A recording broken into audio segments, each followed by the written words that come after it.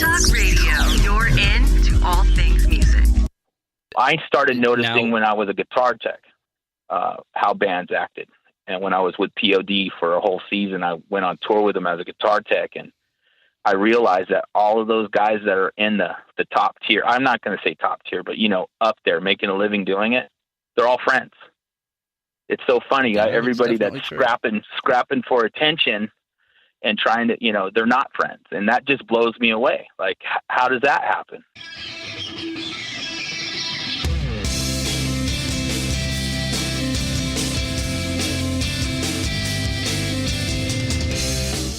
This is going to get loud.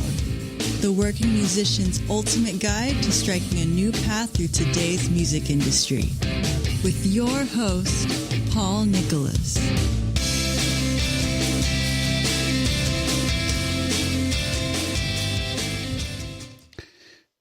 Hey, welcome everybody on this Tuesday at 4 o'clock Eastern. This is Paul Nicholas. I've got with me Mr. Alan Camp. Thanks for being on the show today, sir. Thank you for having us. So, thank you for having Alan.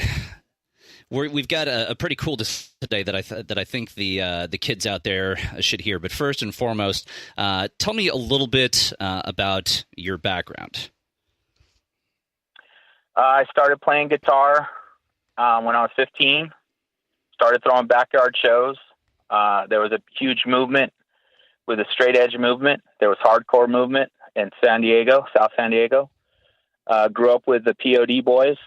Obviously, they blew up. I went into another realm. I started playing blues guitar and playing all the clubs, and I would put on shows. Then I worked for the city of Imperial Beach for 10 years and taught music and taught them how to record, throw a show, promote a show, and all the money went back into the community center. So I've toured independently all over the country.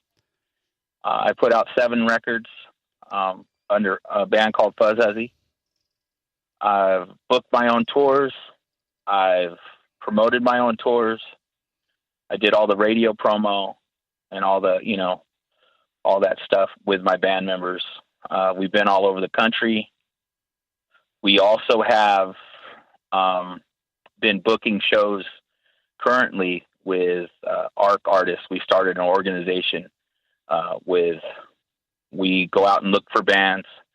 If they qualify, then we sign them up, kind of almost like a label without a record deal. And what we do is we promote the shows together, and we put on bigger shows.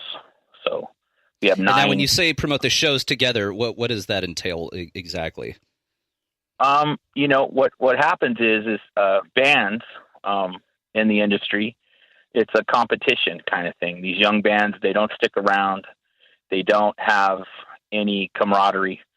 So in the 90s, you heard of Sub Pop, right? You would be at a show, and the Melvins would be there, and Nirvana would be there, and Pearl Jam would be at a show. So what I'm saying is you see the bands, they do their 40-minute set or 30-minute set, and they leave the venue. And the millennials are even worse. I think they try to get their friends to go with them as fast as they can get out of there, So you see the scene dying because of everybody's competing with each other instead of lifting each other up. So I was, last August, I decided to start this organization to find the 2%ers, people that support one another and also want to, go out of town and put flags up and have quality shows. So like if a band from out of town comes, they don't get the last time slot and they don't get the first time slot. We're hosting them and we give them the middle time slot. So, yes, it kind of hurts your draw, when you have an out of town band come, but what happens is the quality of the show, if you're bringing a quality band in, the quality of the show is better. The people stay longer. And we're noticing a big turnaround. People are calling us. And so that's something that, I've been talking about on this show, and I've been talking about with my company and other folks in general, is exactly what you said. People not sticking around. There's no kind of camaraderie or cohesive sense of, we're all musicians, we got to help each other out. And when I was touring heavily, a couple of years ago and even recently, and even going back years, same exact thing. Now, why do you think it's gotten worse over time? I believe the internet. I believe the internet is flooded. Nobody has value in music anymore. In the 1970s, there was something called the major label, and they were the filter to decide what was good and what was not. And that really, when the internet opened up, anybody and their mother could put out a record. I remember when I put out my first record, it was a big deal. We recorded it ourselves. Oh, yeah. Then we had to go get a DAT tape. Then we had to record on two DAT, and then we had to go get a glass master. Now, you don't have to do that. You don't have to put your heart and soul into something. You can go and record in your bedroom. And I believe it's 98% crap out there. And I'm not saying that to offend anybody. I just think that nobody's looking for the 2%ers. And, that's what we're looking for. We're looking for people that work hard, that have some kind of sense of community. And that's what we're trying to do. We're trying to build within a scene, I guess. And I got you. I started noticing when I was a guitar tech how bands acted. And when I was with P.O.D. for a whole season, I went on tour with them as a guitar tech, and I realized that all of those guys that are in the top tier, I'm not going to say top tier, but, up there making a living doing it, they're all friends. It's so funny. Yeah, everybody that's scrapping for attention and trying to, they're not friends. And that just blows me away. Like, how does that happen? You guys are playing the same bar, and you don't even have enough respect to sit around and listen to a song, So I really do think that, there's just so many self-absorbed people out there. They don't even know it's good anymore. And I think the value of music has dropped. Nobody wants to go out. The millennials sit at home and play video games all day long. It doesn't, I don't think it matters to them. That's definitely true. I mean, but in some sense, I want to say that even happened before the internet. I think, from what I've seen in the clubs coming up a little bit later than you, is that people think that being in a band or being a musician is a zero-sum game, meaning that for me to win, somebody else has to lose. They all feel that they're competing against each other, and there's no way that they can all come up at the same time. And that's just total BS. I mean, we all know that. I wonder why that's changed. Is it just the attitudes of the different generation, or is it something else? I don't know. That's actually a good question. Well, I go to a show and I'm shifting through the stuff, and I'm going, I can't even believe they let them on stage. And I'm not saying it's bad. I'm saying that there's no cohesiveness. There's no thought in putting a show together. These promoters are just filling in time slots, Yeah, but the thing is, say what? Oh, well, I said, what year did you start playing? Well, I'm almost ashamed to say, but I went on my first tour. I started playing shows when I was 18, so that was back in 99, 2000. Okay, so you've seen the last gasp. Yeah, basically, which sucked because I, just like everyone else, I'm like, all right, I'm going to make it. And then just like everybody else who's, mid-30s or younger, it's like, okay, damn. The labels have imploded. The industry has imploded. Where the hell does that leave all of us now? It's like being homeless. There's no structure. There's no cohesion. There's nothing. And it's part of the reason I created the company that I did, is to try and create some kind of order from this mess. But the thing is that, it was always cutthroat to me. I never saw anybody helping each other out. And what's even worse is that I always went to all these industry meetings, all these panels, all these things from the Grammys or songwriters workshops and all this kind of, and everyone's preaching about how we need to all work together. And nobody ever does. The minute they freaking leave, it's just back to business as usual. And I never understood that. Well, Eddie Vedder, used to book at the Red Tape when I was a kid. I was just a kid. It was in the late 80s. And I remember the story about Eddie Vedder going to the Bacchanal on his days off and helping people load their gear in and making friends. That's interesting. I hadn't heard that one. And so he went out and made friends. He was surfing one day, got a phone call because he made all these friends, and he ended up, in Pearl Jam. He was in a band called Bad Radio, which wasn't a very good band. But so he it's had not that just attitude. a clever name. No, it was bad. It was Bad Radio. Yeah, it was good. So, I guess what I'm saying is, when we throw shows, all the bands help each other get their stuff off.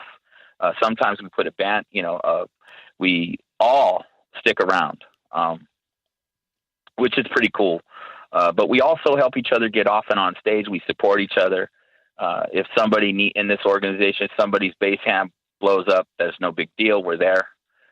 If somebody's, needs a small PA and the PA that they have, is gone, or, we all bind together and we all worry about the water level. We're not worried about our own boats. And I think that's the biggest difference. It's like a club. We're not competing against each other, and we share all our contacts. We have not meetings, but we all get together and we have our little talks and see what we can do to make it better. We all go out and pass out old school flyers. I mean, we're just working together. All our bands have, from Boss Fight has a record coming out that Marcos Curiel just basically produced. It's a great album. It's a 3-piece. Gone Avery, we signed from LA. Their album just came out. It's a great record. They got a Sony distribution deal. Chasing the Fall that we signed up is recording their album right now. Dab kids, they're like 19, 20 years old, and their album's coming out. Jeff Forrest, he recorded the first Blink albums, and he's the one that co-produced it. So, all our bands are doing stuff, and we're all supportive. And so now let me ask you this. How many artists are currently part of the organization? Is this more of a West Coast thing? Is this more of just a California thing? Yeah, it started. The scope is I was a stagehand for 25 years, and I got sick, and I was in the hospital. I had some heart issues, and I was in bed, and I was laying there, and I was listening to the heart monitor, and I was all alone, and I had about $25 in my bank account. And when you come close to death, I was like, I was going to leave my wife with nothing, so I said, I help bands all the time. How am I going to do this on a level where I can turn it into a business and not rape and pillage? And like all these guys in LA, they sell dreams and they throw these carrots in front of your face. Well, I can get you this and I can get you that and I can do this, the whole nine. Right. They call it consulting. Yeah. I say BS. I call it on, a lot of promoters are upset with me because we're calling our own nights, and a lot of consultants from LA are basically upset with me too, because what I did is I started a subscription based business where anybody, kids can join, adults can join, but they have to qualify. It's like a record label without a record. So we can't just sign any bands. I'm not trying to I'm trying to sign real bands that work hard, that have what it takes. So I'm out there scouting, and a lot of bands that don't qualify are upset because I'm not signing them too. But it's a subscription, and what happens is they pay their monthly dues because all bands have different needs. One band might need a show. One band might need to copyright their stuff. One band might need help with some lyrics, some co-writing. Somebody might need a drummer to record their album because their drummer can't play to a click. Our organization is not just bands and artists. We have engineers, producers. We have studios from not high end, but we have a studio for a bigger budget and a studio for a lower budget. And then we also have a demo budget, so we give everybody an opportunity to grow and learn, So we have 9. But again, we have in terms of, I'm sorry? I say we have 9 artists signed right now. Gotcha. Hello? Okay, and so when did you start this organization? August of this year. So let me ask you this: are you planning on expanding and having different chapters in different cities, or what's? We already have a chapter. We have a chapter that's going to be started in Colorado.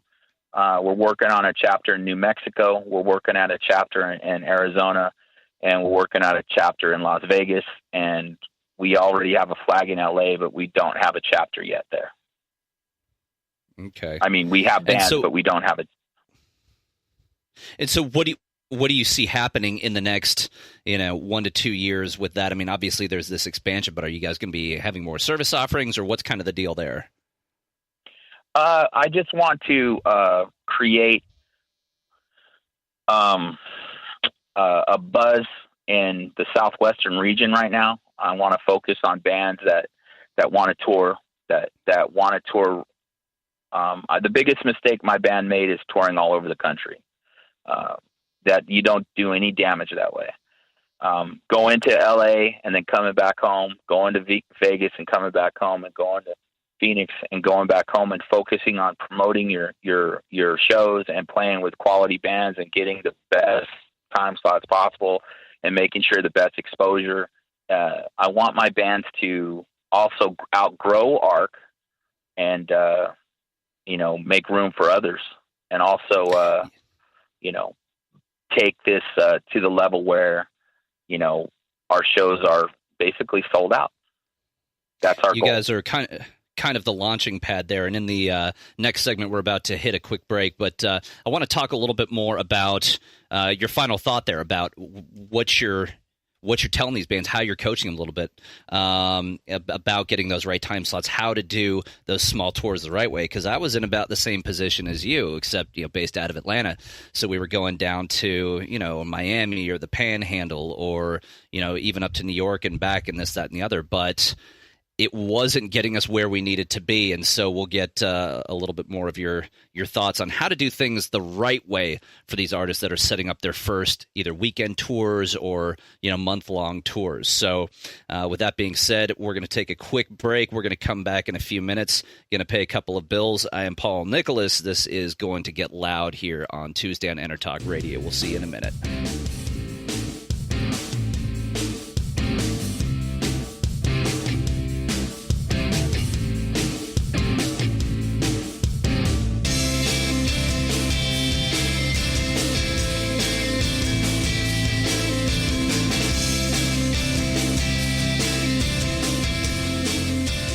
Are you serious about your music? Are you ready to run with the big dogs? The experts at Pitbull Audio have the gear to get you into the game. From leading manufacturers like Mesa Boogie, Fender, Pioneer, and American Audio. To sound your best, you need the best. Pitbull Audio can deliver in rehearsal, on stage, and into the big time.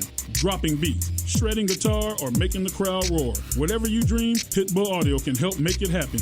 We are Pitbull Audio. We want you to play it loud. PitbullAudio.com. You know what's all around you every waking moment of your life? Marketing. You're choking on it. I'm Scott Robertson, and when it comes to strategic PR, branding, and marketing, I've seen it all. And actually, I'm still seeing it because bad marketing never sleeps. Join me each week on May the Best Brand Win, right here on EnterTalk Radio, and learn how to make the marketing for your brand unforgettable. This is Jackie Bertoni from Jackie's Groove. Come join me weekly on my journey through the music business as I take you behind the velvet rope, interviewing industry notables such as Al Di Meola, Michael McDonald, and Al Jarreau, to name but a few. Listen to their stories on being in the studios recording #1 hits and onto the stages throughout the globe. Allow me to be your music historian. You can hear me live every Monday at 2 p.m. and every Wednesday at 12 noon Pacific Standard Time, or 24/7 on jackiesgroove.com. Ready to get your groove on? Hi, I'm Tim Dolbear, the host of Sound Experience on Intertalk Radio. Each week, I talk with top professional audio engineers, producers, musicians, and the manufacturers that make the tools that we use in the studio each and every day.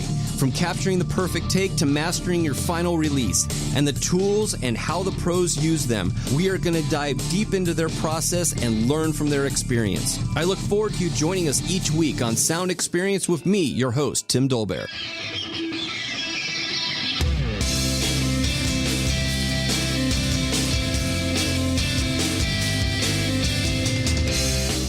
This is going to get loud.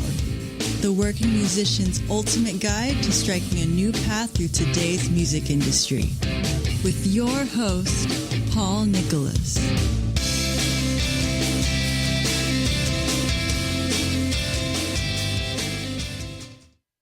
Hey, everybody, welcome back. And so we are speaking with Alan Camp here.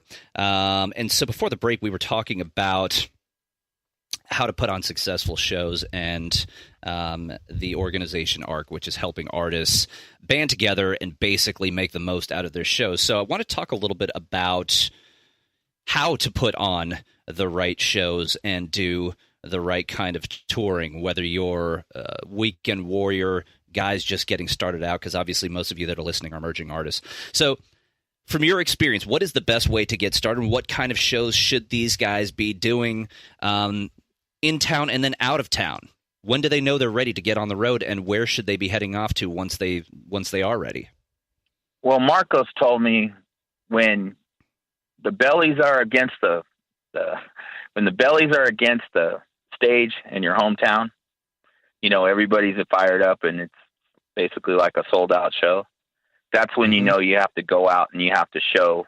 Now that is old school. That's 1990s, but it still stands true to this day. If you know you have something good and you can establish your own draw, that's when you can offer bands you have some leverage, and you host. And what I mean by host is back in the 90s, even if a band wasn't our friends and they were on our local show, we'd buy them pizzas, or we'd bring food, or we, help pitch in for gas, So hosting, if you guys ever hosted somebody at your house, they're coming into your house. So don't be douchey. Don't think you're better than them. Give them the better slot. Take the crap slot. Don't worry about your boat. Worry about helping them out. And vice versa, when you go to their town, hopefully with this hosting idea and with this support and respect and love, you can build a following and share fans. Let's be honest. I listen to a whole bunch of music, guys. I know you probably listen to a whole bunch of different music. There's room for all of us.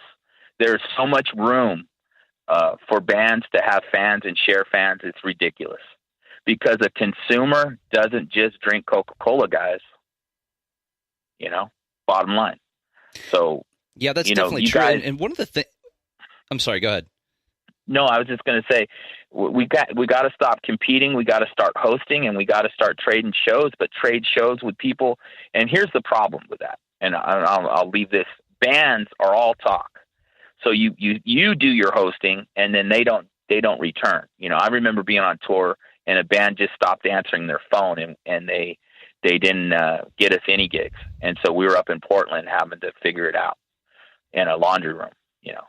I'm not going to mention any names, but that stuff happens. So that's all the why time. Yeah. So that's why we're looking for the quality people that host. If they qualify and they mean, they put forth the effort. And we also work outside of AARC. There's bands that I can't sign, but I'll put on a bill because they respect, what we're doing. So it's not like a secret society club. We'll book anybody that is willing to work with us. You know what I'm saying? Now, I know that sounds weird. Or it sounds like Sons of Anarchy. No. Go ahead. Well, I mean, it is, being in a band is basically being in a gang.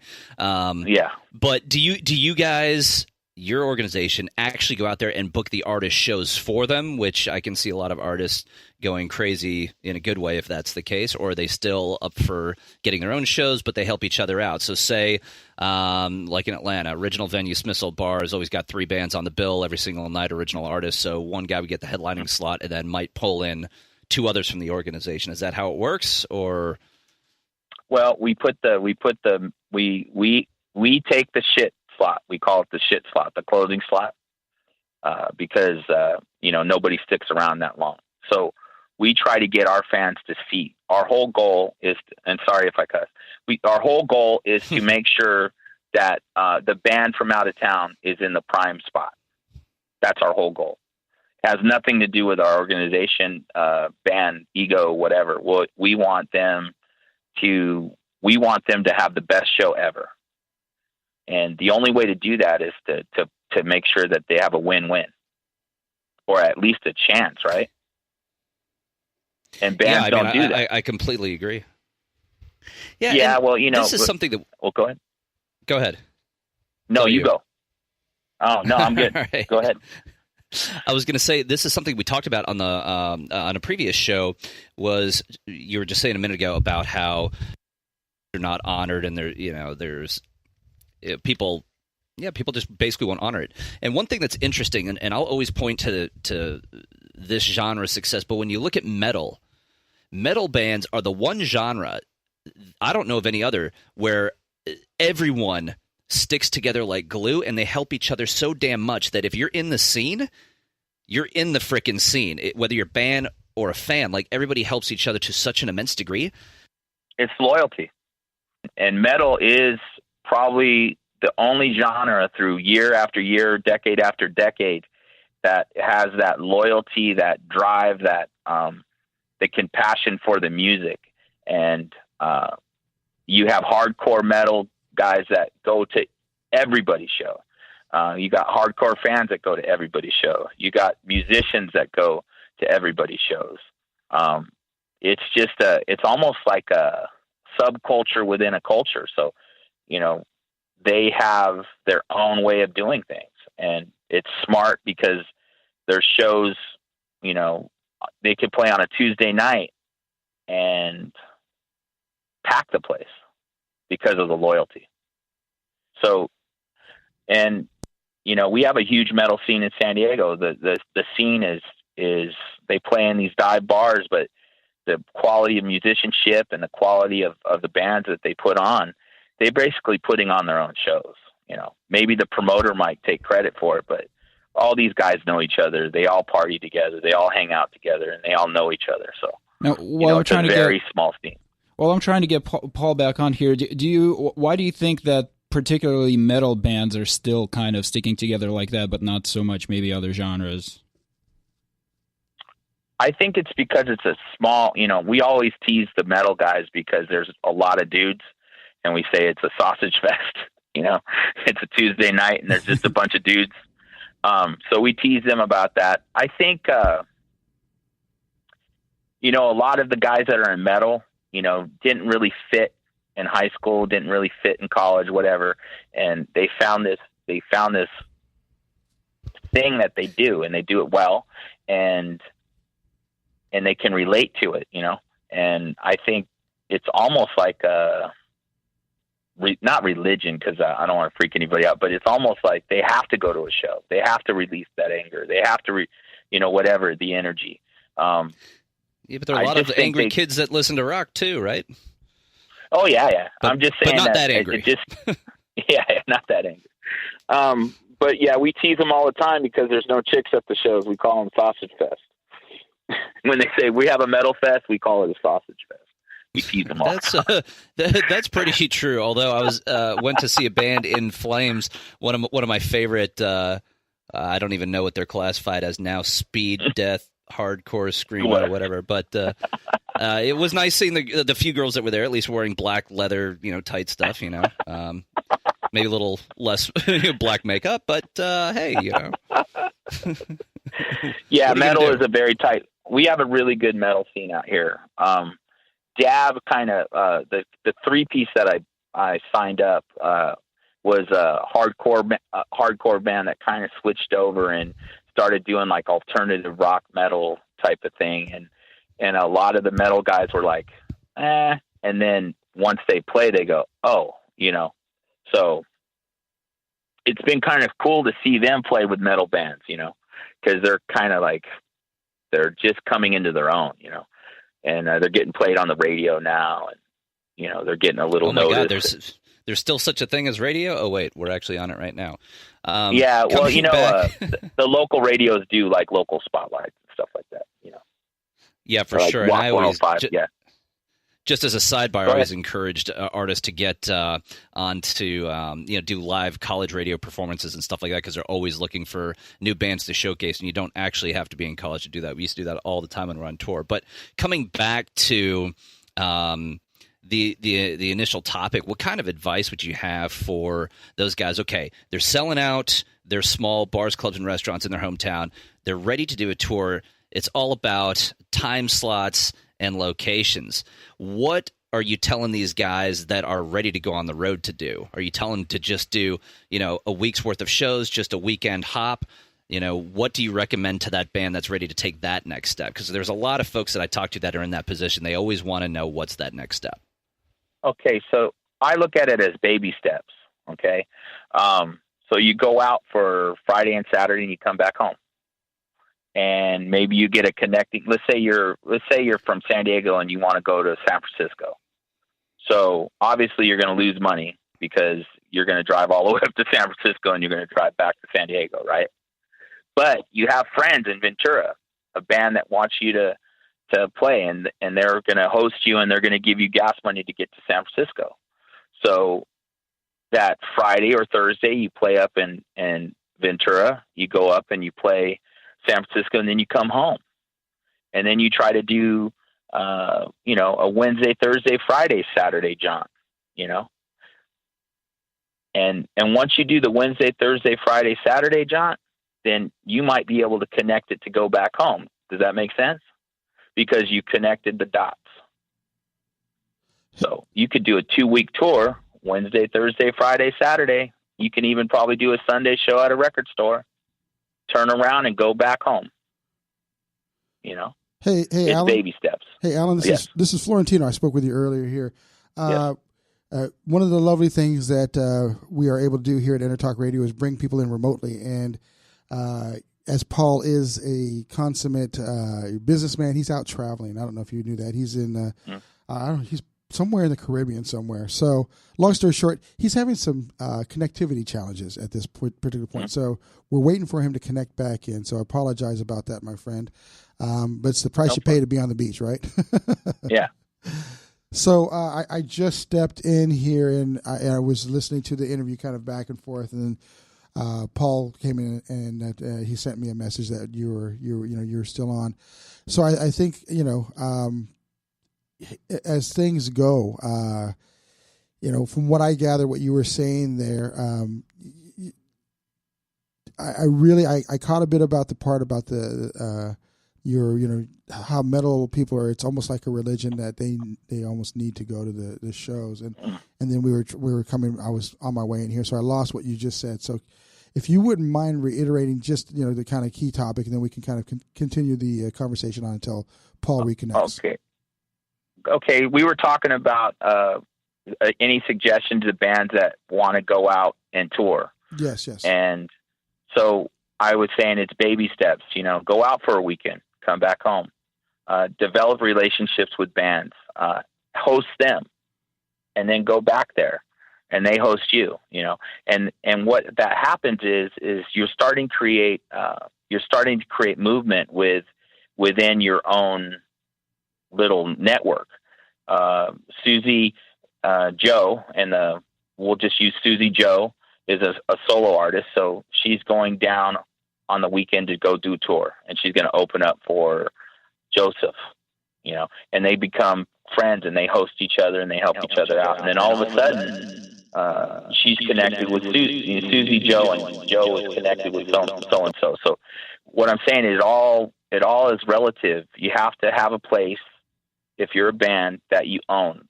not own, but it's yours, you know. Yeah, exactly. You can tell the club that, hey, we can bring this band in and you don't have to worry about the draw. Yeah. And we get the promoters out of it, the ones that are, I call them failed artists. They're pissed off that they didn't make it. You get the promoters out of it that are just filling time slots. And then what you have is you have artists working for artists and promoting for artists. And then what do you have? You have a scene. And that scene, I did it all over the country. You know, I literally left in a van with merch, a full tank of gas, and $0 in the bank account. And I'm not lying. We did 119 shows. Oh man, Something that's like amazing. That. That's amazing. I mean, well, you know, because of the relationship, everybody doesn't really realize how relationships work. It has to be give and take. It has to be, you know, you have to be in the best interest of the other artist. And that's where artists are lacking. 98% of the artists have their heads up their butt and they don't have any clue on why they're not signed, and they always complain and they always talk about other bands and they think they're better than them. And what happens is all you're doing is chasing your tail. Yeah. I think one of the things, me personally, I'm part of a group called Balanced Breakfast that brings together professionals in different communities, kind of much like what you're saying, not necessarily always performers, but it could be managers, song licensing professionals, and all alike. And that's one of the key things that we're looking at is that there's at the highest levels of professionalism, there's a different demeanor. There's a different way these players conduct themselves, much like you would find for someone who was, say, an executive at Apple. There's a professionalism that I think that comes with confidence and certainty about having attained a level of success within a business that sometimes these bands that haven't made it there yet, they let their ignorance be their guide, if you will. We got about a minute left in this, Alan. One of the things that I did talk to Chris about is you're doing some amazing things here in San Diego. Is there a web page or a Facebook page that people can find out more about you? Yeah, AARC Productions. It's on Facebook. I'm working on my website right now. It's growing, and you can check out Coffee with Mr. Camp, which is a little segment that I do almost every day, talking about music and have a coffee. It's like a video blog, and you can check out Buzz Uzzy on Facebook. Perfect. Well, hey, brother, we got that music kicking in right now. So stay tuned. We'll be right back. Hi, this is Tim Dolbear, host of Sound Experience here on InterTalk Radio. And Source Connect by Source Element is the essential tool that we use to link between my studio in Austin, Texas, and the WS radio station in San Diego. Now, with Source Connect, not only can we communicate in real time and with HD audio, but it's synced up and is of a high enough quality that I can use it for real-time ADR work, remote recording, and overdubbing, and it even allows me to remotely control a DAW. Source Connect by Source Element. Affordable, high-quality audio and video connection over the internet for all of your production needs. You know what's all around you every waking moment of your life? Marketing. You're choking on it.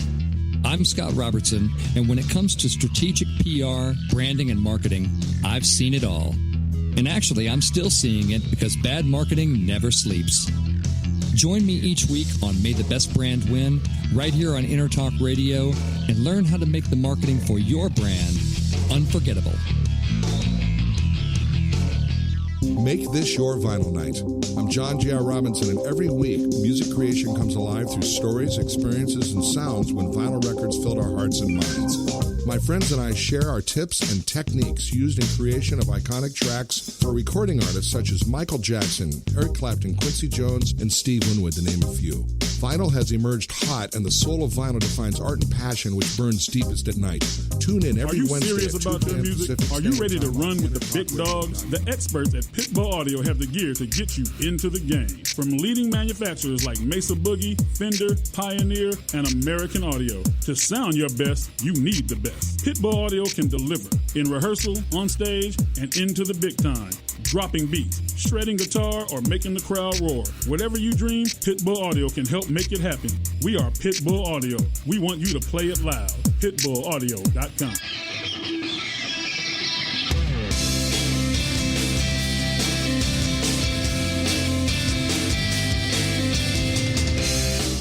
This is going to get loud. The working musician's ultimate guide to striking a new path through today's music industry. With your host, Paul Nicholas.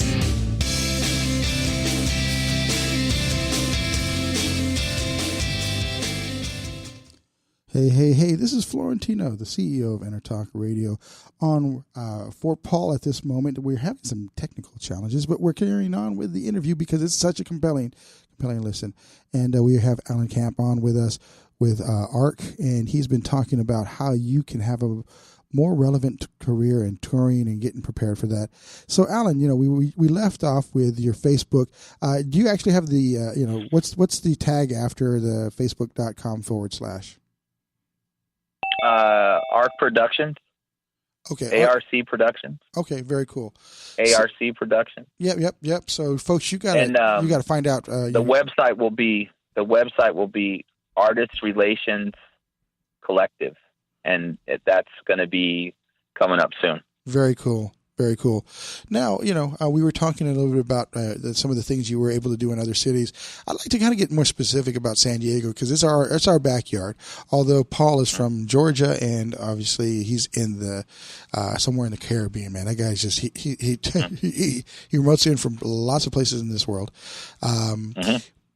What are some of the events that you've got coming up? Let's give a little shout out to some of the stuff that you're going to be doing here very shortly. April 15th, we have a show at the Manhattan in Chula Vista, California. Okay. We got 3 ARC bands that are going to be on that show. We have, we have Chasing the Fall, Gone Avery, and Fuzz Huzzy. And then April 22nd, we have a show down in our backyard, Imperial Beach, at the Salty Frog. We're going to have Fuzz Huzzy, Gone Avery, and Chasing the Fall on that. So April 29th. I'm gonna interrupt you here. One of my best friends is the drummer for Chasing the Fall. Oh, Bryce is amazing. I did a whole 6 months of writing with him just to write and have he's an amazing drummer. He's so basically small one world. of our he's one of the guys that basically helped with ARC. If we need a studio drummer, we put him in the mix. Yeah. We played in a band for a long time together. I haven't had a chance to play in a while. So, but the band Dodex, I don't know if he ever mentioned that to you, but that's so funny. Yeah. So very good band. I'm the bass player, and then Paul Berezetsky, who is the CEO, is the guitar player in that band. So that's really a freaking small world. Yeah, he's an amazing human being. Yeah, he is. I owe him a lot. I can't say enough about him. And then April 29th, Dab is going to be basically, doing their soft CD release party, I guess. They're going to be headlining. We have Dab, Fuzz Huzzy, and Finding Thetis. Bryce is playing bass on that. Yeah, so, he is. I've been helping him out with his rig and stuff like that, getting that down. That became very personal, folks. That's how it works. Sometimes you never know who you're going to meet through radio. It's pretty funny. But the one thing that I people don't enjoy the ride of music. If I make it, if I just do this, if I just can get this, and my father was not in the industry, but he told me, and he said, enjoy the ride. And I thank him for that every day, because I don't have a lot of money in my bank account, but I have a lot of real, true friends. And that's a blessing, because let me tell you something, in this industry of 98% people that are just tugging at your heels like sharks and lies, and they steal and they lie and they cheat. You got those 2%ers, man, that you cherish them. Exactly. Bryce is one of them. Chasing the Fall, everybody in that band are all producers. Our organization we're not slouches. We're really good people, and if you're good people, we want to work with you. And ARC is not a magic bullet. All ARC is organizing, putting things together, helping bands achieve more than they could do on their own. And we love to work with them. We love to put them in situations where it's more successful. Yeah. And that's what we're all about. And, there's a lot of bands that are naysayers. They don't get it. But, I look at it like this. If you don't want to invest in yourself and invest in others, then we don't want you in our organization anyway. Yeah, and being professional. Being professional carries a lot on multiple levels and multiple facets, and that's it. First off is you've got to have the confidence that you're going to make it. So you got to invest in yourself the right way, and then from there, once you invest in yourself the right way, you've got to conduct yourself in a way that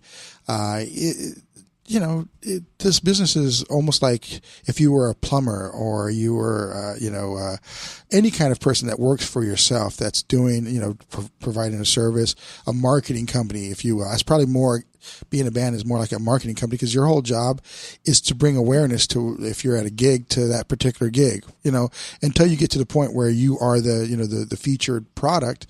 You've got to be able to bring, something to the table. And a lot of bands think that it's the industry's there to pay them, but no, you kind of have to do the old, ask not what you can do for, what the industry can do for you, but do what can you do for the industry, and it will pay you back for sure.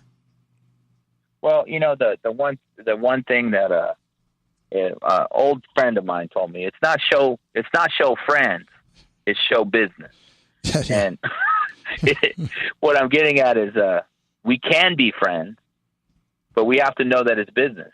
And I think a lot of bands don't look at music as business, and then they cry when they don't do business. Yeah, it's weird. It almost makes it's almost like an oxymoron. Like, well, we want to be in the music business, but we want to have fun. Well, we don't want to put in the work. We just want to be lazy. I think it's a cop-out, and I'm going to tell you why I think it's a cop-out. I think they already gave up, but they don't know what to do. I see so many bands that say, oh, I just do it for fun. And you know what that does is it just creates a crappier scene because if you're going to quit. Don't be a Brett Favre. You're insulting the people that are working hard by taking up a time slot that someone else can use. Yeah.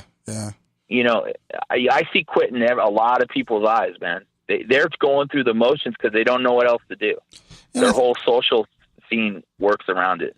You see it in their face. Yeah. They're already gone. I can imagine that, and like I said, a lot of times, it's you don't see that at the highest levels. Like when you're playing with the guys with P.O.D, they don't have. That's part of one of the things that distinguishes them. In fact, one of the things I realized early on, is when you've seen, a real player, I mean, everyone's really a player, but you know what I'm saying? When you've seen a notable player, someone who's established themselves, when they walk into a room, there's a certain air of certainty, not just confidence, but certainty of what they've been able to do and what they've done. And, it can be from external, from what you've achieved, but the best way to do it is to have it internal, to have that level of, hey, this is where I belong. This is what I do. And, I'm going to do my best. If you like it, that's cool. If you don't, but I'm going to keep plugging along, and I'm not looking at what I can get out of this all the time, but I'm looking at what I can give, because I will in the long run get something. For instance, I was Marco's guitar tech, and I was telling your buddy, I was on tour with him for a whole season. I've been all over the country in a tour bus, and the one thing I can say is that everybody they came across, they all knew each other, and they're all friends. Yeah, exactly. And they would be on the side of the stage smiling, like Korn. Ted from Korn would be hanging out with Wuv, or Wuv would be, I could go on and on, story after story. But the one thing that I always, Marcos, for instance, we became friends. I hired him to do a production value. He produced an album of mine, EP, I'm sorry. And we broke bread and we hung out, and we knew each other all through high school, but we actually basically became friends. He needed a guitar tech, so I went out. I'm not a real guitar tech, but I went out and guitar teched. And the thing about that is we developed a relationship that that last night we were breaking bread and he went in the studio, and we were hanging out and we were recording. What I'm getting at is it's that air of being a good person, being happy and being comfortable with who you are.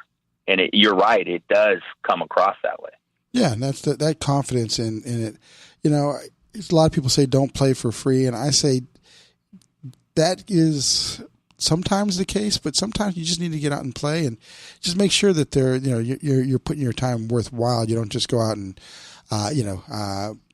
play gigs for free that aren't benefiting you nor the venue that's putting you out. But in all, don't look at what you're trying to get right now.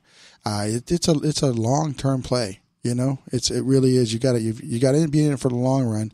You got to be strategic. It's running a business. Once you decide that you're going to do this professionally or semi-professionally, you're running a business, and you need to get some business, acumen. We got about 1 minute left, man. I'm getting into this conversation, Alan. we have to. Anytime you guys want to talk, man. Yeah. Anytime you guys want to talk. We'll have to bring you into the station here. We're over in Miramar, so we'll talk offline about that, folks. This has been Going to Get Loud, and it's been with Paul Nicholas. Unfortunately, he is not been able to reconnect back in, so we lost traction with that, but we'll have him back next week for sure. Make sure you also tune into all the other shows that we have coming up after this is Intersect. It's all about life, music, and faith and how they converge, and you're going to listen to that with Aaron A. Train Smith. And Aaron A. Train Smith, if you're not familiar, is the drummer from The Temptations. He played on that iconic track Papa Was a Rolling Stone. So that'll be coming up next, and he's got a good friend of ours, Brent Bourgeois, who had some hits in the 80s and 90s, went on to be a VP at a major label, and they're going to talk about how all that stuff kind of came into play. Alan, I want to thank you again for tuning in, or for dialing in to us, and for those that are listening, tuning in. Again, stay tuned next for Intersect. We'll be right back with you. Thanks, Alan. You have a good one, brother. All right, take care, brother. Thank you for your time and effort. You're welcome. Thank you, sir. Hi, this is Tim Dolbear from Eclectica Studios. I'm a full-time mixing and recording engineer. I work with Grammy winners, labels, and indie artists, using state-of-the-art digital mixing and restoration tools and the very best in analog gear. Really, though, it's my ability to bring tracks to life and fulfill your vision for your music. This has made me sought after by producers and artists worldwide. So spend your time working on music and not chasing a mix down a rabbit hole. Go to timdolbear.com and check out our free one-song mix offer. This is Jackie Bertoni from Jackie's Groove. Come join me weekly on my journey through the music business as I take you behind the velvet rope, interviewing industry notables such as Al Di Meola, Michael McDonald, and Al Jarreau, to name but a few. Listen to their stories on being in the studios recording #1 hits and onto the stages throughout the globe. Allow me to be your music historian. You can hear me live every Monday at 2 p.m. and every Wednesday at 12 noon Pacific Standard Time, or 24/7 on jackiesgroove.com. Ready to get your groove on? You know what's all around you every waking moment of your life? Marketing. You're choking on it. I'm Scott Robertson, and when it comes to strategic PR, branding, and marketing, I've seen it all. And actually, I'm still seeing it because bad marketing never sleeps. Join me each week on May the Best Brand Win, right here on Intertalk Radio, and learn how to make the marketing for your brand unforgettable. Are you serious about your music? Are you ready to run with the big dogs? The experts at P.O.D Audio have the gear to get you into the game. From leading manufacturers like Mesa Boogie, Fender, Pioneer, and American Audio. To sound your best, you need the best. P.O.D Audio can deliver in rehearsal, on stage, and into the big time. Dropping beats, shredding guitar, or making the crowd roar. Whatever you dream, P.O.D Audio can help make it happen. We are P.O.D Audio. We want you to play it loud. PitbullAudio.com.